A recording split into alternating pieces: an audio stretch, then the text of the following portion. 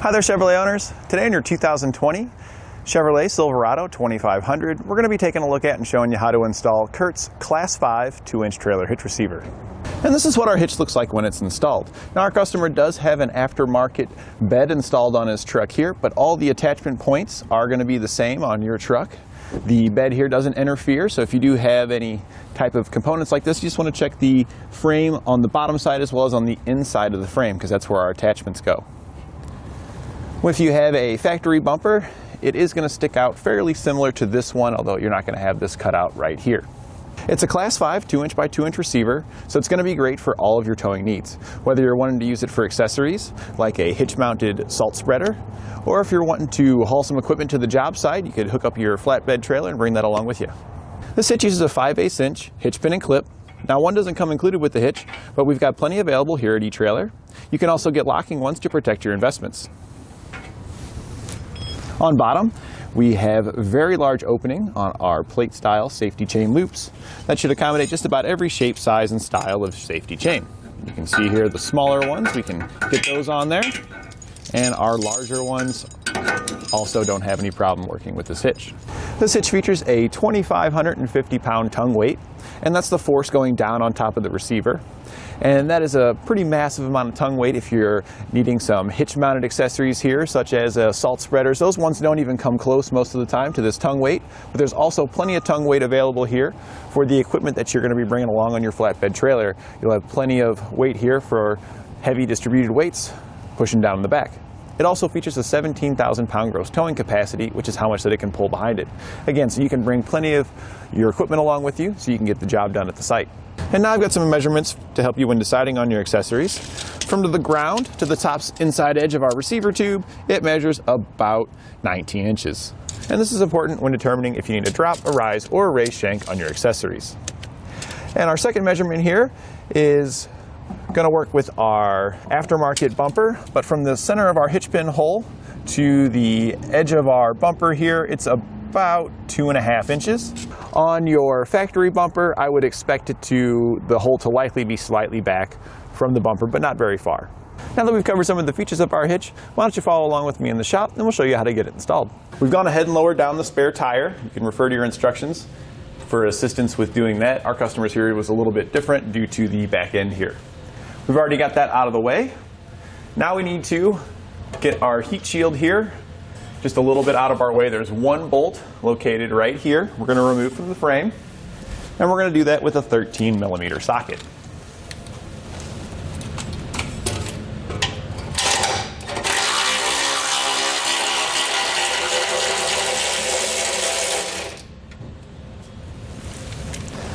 And this will just let us get a little bit of clearance if we need it. We can just kind of pivot this just a little bit out of our way.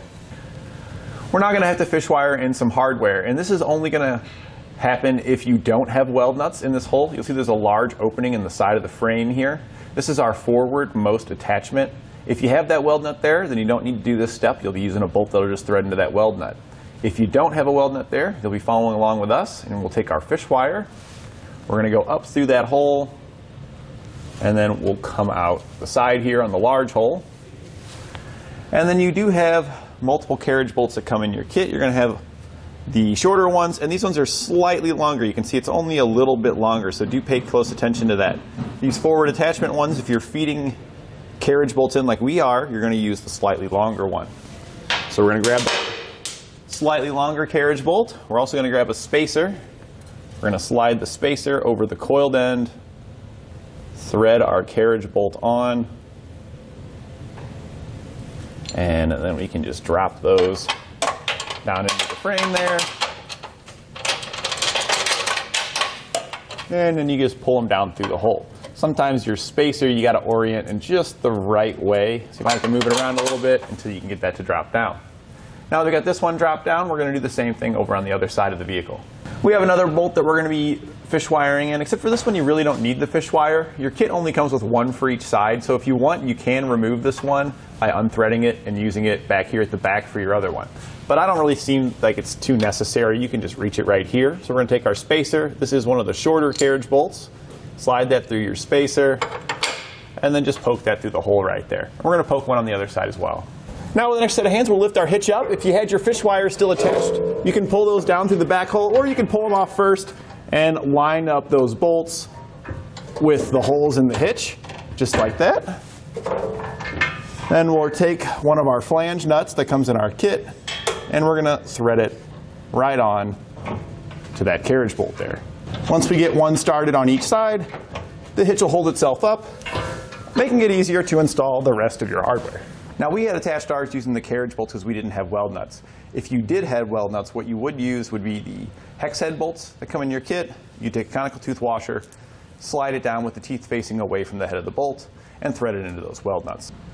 Now here at our rear attachment, we're going to be using the hex head bolts regardless if you have weld nuts in the frame or not. If you do have weld nuts, it'll just thread directly right into that weld nut. If you don't have weld nuts though, just slide your bolt up through the frame and then thread it into the nut that comes with your kit. We can now attach our side plates. They look like this here. The angle here we actually want to go towards the front of the vehicle. That's going to line up the square holes with those square holes. And then we've got our single hole here. This is going to slide through. We'll slide our side plate over the carriage bolt that we'd fed in, and then we'll secure it with a flange nut. We can then take the square holes here in our hitch and we can line up our carriage bolts. As long as you have your carriage bolt going through a square hole, it doesn't necessarily matter which direction it's going through. We're going to be putting ours from the outside in just because it'll be a little easier to make the attachment.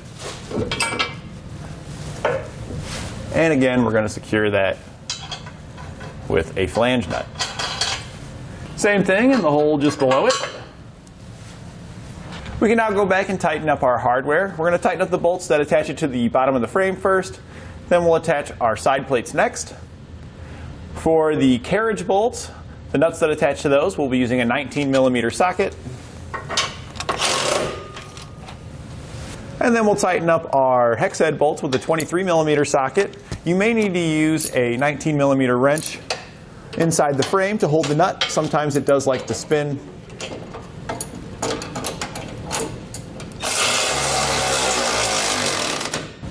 And then our side plates.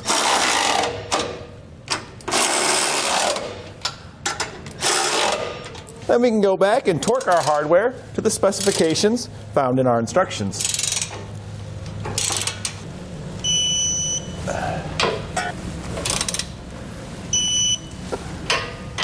Now that our hitch is fully torqued down, all that's left is for us to reinstall the spare tire. Your heat shield, the bolt you're not going to put back in, our hitch does kind of cover the attachment back up, so you can just push that back over and then put the spare tire back up. There'll be plenty of room for everything to fit back up in here. And that completes our installation of Curt's Class 5 2-inch trailer hitch receiver on our 2020 Chevrolet Silverado 2500.